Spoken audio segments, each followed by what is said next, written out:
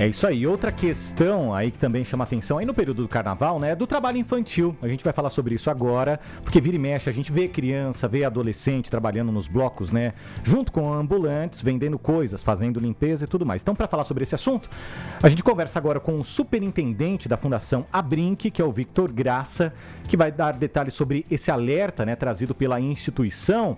E Victor, gostaria que você falasse, né, que a gente acaba observando, né, carnaval sempre teve, né, trabalho informal nas ruas e tudo mais, e dá para diferenciar o que é um trabalho informal e o que é um trabalho infantil ilegal, ou é menor de idade, já mostra aí a ilegalidade? Boa tarde para você. Boa tarde a todos. É como você disse, é trabalho de criança, já está fora do normal.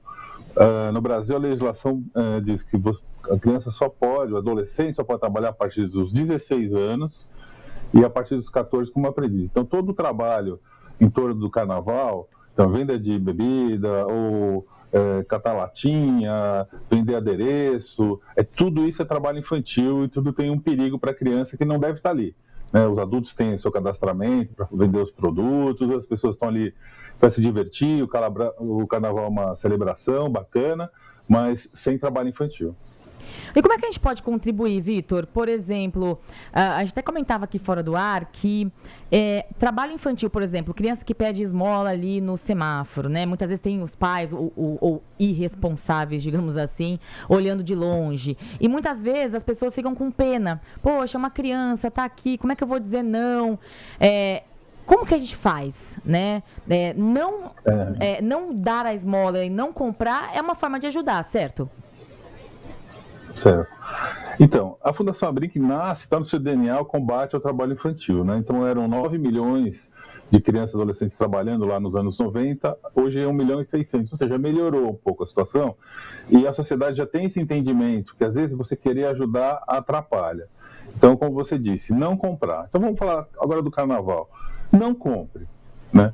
E se você for fazer tem muita gente que trabalha no carnaval, montando estantes, fazendo qualquer outro tipo, não contrate. Não contrate o adolescente para trabalhar. E, se possível, a gente sabe que é uma situação um pouco difícil durante o carnaval, mas denuncie. Denunciar no nosso dia a dia é mais fácil. Então a gente sempre divulga o Disque 100, que é um número fácil de denúncia. A gente aqui em São Paulo tem os conselhos tutelares, que vão estar de plantão no carnaval, inclusive, recebendo denúncias. E, na pior das hipóteses, polícia 190 ou 197.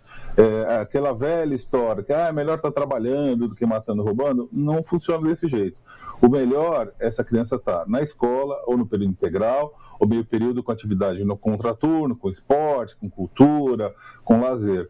E aí é assim que a gente transforma o país, né? Cada ano a mais de estudo, são 15% a mais de renda lá na frente nesse adulto, o que vai fazer com que ele não tenha que colocar o seu filho para buscar renda de alguma forma, como você disse, no farol, vendendo pano de prato, ou qualquer outro tipo de atividade. Agora, Victor, qual que é o papel do poder público, né? E qual que é o papel direto também da gente, né, da sociedade, para que esse problema diminua, não só, né, no carnaval, mas ao longo do ano? O que, na sua opinião, precisa mudar, mas de forma estrutural daqui para frente? Esse é um trabalho realmente que a gente tem dito, né, de longo prazo. Então, assim, ter os conselhos tutelares, a gente está em São Paulo, que tem muitos conselhos tutelares, mas no Brasil inteiro a gente sempre está falando que precisa abrir mais conselhos tutelares, ter equipe com carro, com telefone, com computador. Então, a política pública, não só dos conselhos tutelares, como a política pública do executivo, né, de ter vaga nas creches, nas escolas, até o ensino médio. E, em relação à sociedade, a gente não comprar e não incentivar. Claramente você vê, né, ou alguém está explorando, quando você vai comprar um produto que está muito bem embaladinho, você percebe que isso é uma rede, né? Então tem alguém explorando aquela criança. Então a sociedade eu sei que é difícil, todo mundo passa por isso, né? Às vezes você quer ajudar, mas precisa entender bem qual é a situação. A melhor situação é essa criança na escola, no atendimento, pela assistência social, estudando. Você lembrou bem, né, Vitor? Muita gente fala assim, mas na minha época, eu comecei a trabalhar com 12 anos e isso formou meu caráter. Gente, não existe isso. Que bom que isso formou seu caráter, mas em geral não é isso que acontece. Uma criança precisa estudar para depois poder ser alguém na vida, digamos assim, né? E eu queria que você falasse, Vitor, quais são os riscos do trabalho infantil, especificamente no carnaval, e porque acaba sendo até, às vezes, em algumas ocasiões, mais grave ainda do que o trabalho infantil, entre aspas, comum. No que você falou do geral é muito importante. Tem muita gente que fala, eu trabalhei, isso formou meu caráter, mas se você for a fundo, ela pode ter um probleminha ali de saúde que ela não percebe que é do trabalho infantil.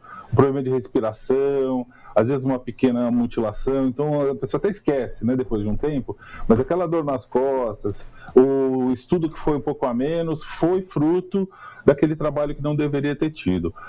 A gente falou no trabalho infantil, e às vezes parece simples, né, uma venda de um produto, mas às vezes é perto de um semáforo, a criança pode ser atropelada, pode ter uma exploração sexual que é terrível, né? Então, no carnaval, a gente fica atento, e eu sei que às vezes é difícil, né? Você fazer a denúncia. Você não compre, não contrate e faça a denúncia. No Disque 100, eu vou até dar uma dica para o pessoal. Ligue no menu, você não vai achar denuncie trabalho infantil. Clique na defesa de direitos, no item 3, no item 7, os profissionais que estão lá estão treinados para fazer o atendimento para você. Então, insista. Eu acho que é o melhor caminho nesse sentido. Tá certo, batemos um papo aí com o superintendente da Fundação Abrinq, Victor Graça, a quem a gente agradece demais a participação aqui no Paulista, segunda edição. Um abraço. Um abraço, obrigado.